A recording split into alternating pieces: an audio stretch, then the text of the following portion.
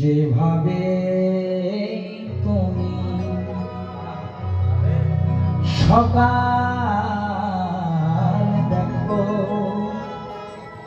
সূর্য কিন্তু একটা, যেভাবে তুমি সকাল দেখো সূর্য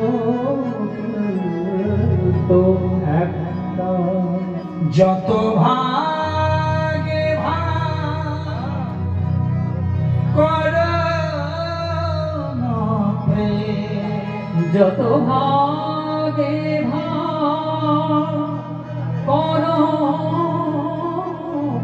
না প্রেম, হৃদয় কিন্তু একটা, যেভাবে তুমি সকাল দেখো সূর্য কিন্তু একটা। ও মায়েরা, হাজার প্রশ্ন উত্তর একটা। কেউ বলে তোর নাম কি? হরে কৃষ্ণ নাম। পিতার নাম কি? হরে কৃষ্ণ নাম। মাতার নাম কি? হরে কৃষ্ণ নাম। দেখতে দেখতে জয়দেবের পিতাও মারা গেল। মা নেই, বাবা নেই, অন্ন নেই, কষ্ট নেই, অজয় নদী। ওগো, আমার কেউ রইল না, আমার কেউ নেই। ভগবান যখন নেয় সব নিয়ে নিল, কারণ ভক্তের সব নিয়ে তবেই ভক্তকে আপন করে। ও মায়েরা, সমস্ত কিছু কেড়ে নিল জয়দেব। একদিন রাত্রির অন্ধকারে জয়দেব বীরভূম জেলার কেনুই মাটিটা ত্যাগ করে দিল। ছুটতে ছুটতে ছুটতে চললো কোথায়? প্রথমে বীরভূম জেলা পেরিয়ে বর্ধমান। তখন তো পূর্ব পশ্চিম ভাগ হয়নি মা।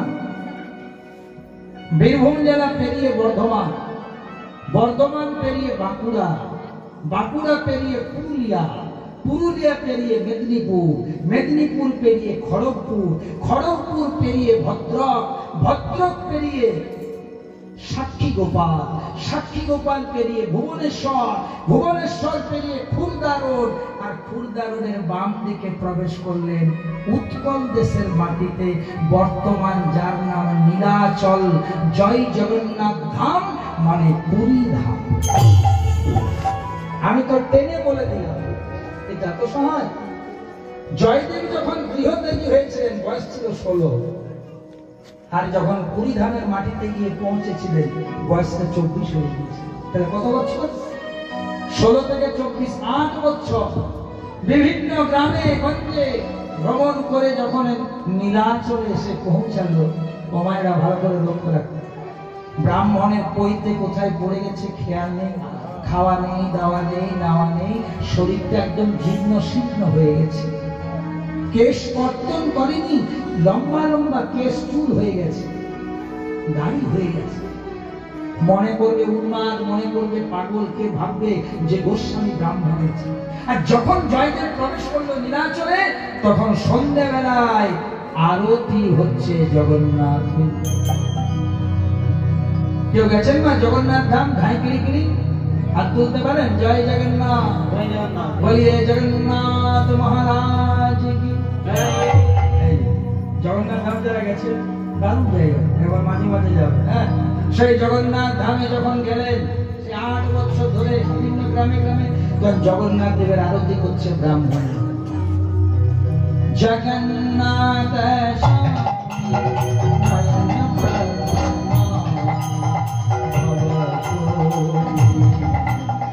জগন্নাথ নয়ন পথগামী ভবতু জগন্নাথ স্বামী নয়ন পথগামী ভবতু জগন্নাথ স্বামী নয়ন পথগামী।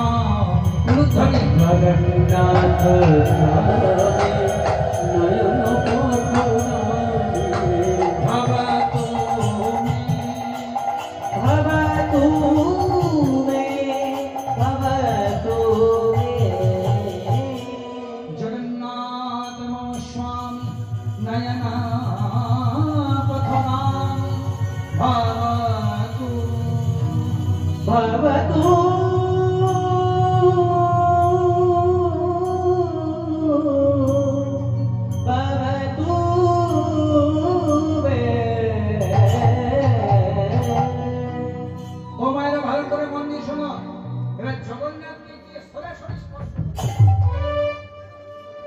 পান্ডারা বলছে কে রে, এই কে কে, ধত্ত ধত্ত, এই মারুকে। চন্ডাল মনে করে আঘাত, চন্ডাল মনে করে অত্যাচার, খাওয়া নেই দাওয়া নেই, জয়দেব অচৈতন্য হয়ে গেল। পান্ডারা ভাবলো মারা গেছে। যারা পুরী ধাম গেছেন না, ওখানে একটা বিখ্যাত ঘাট আছে, ঘাটটার নাম স্বর্গদ্বার। জয়দেবকে মৃত বলে করে নিক্ষেপ করে ফেলে দিল। কিন্তু বাবা হরে কৃষ্ণ রাম নাম যাহার বদনে, সংসারে কাহার এমন শক্তি আছে বোঝে। এই প্রসঙ্গে একটা কথা বলে দিই, খুব মন দিয়ে শুনবেন বাবা।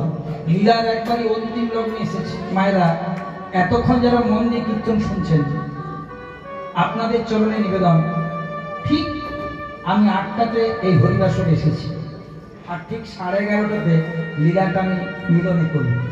প্রায় 11টা বেজে গেছে, আর বেশিক্ষণ নেই। শেষ দিকটা মন দিয়ে শুনবেন। এখানে একটা ভালো করে জায়গা আপনাদেরকে বুঝিয়ে দিই। মা, একজন, ভালো করে শুনবেন, একজন সকালবেলায় স্নান করে ঠাকুরকে ফুল জল দিয়ে এবার যেই না বেরোতে যাবে,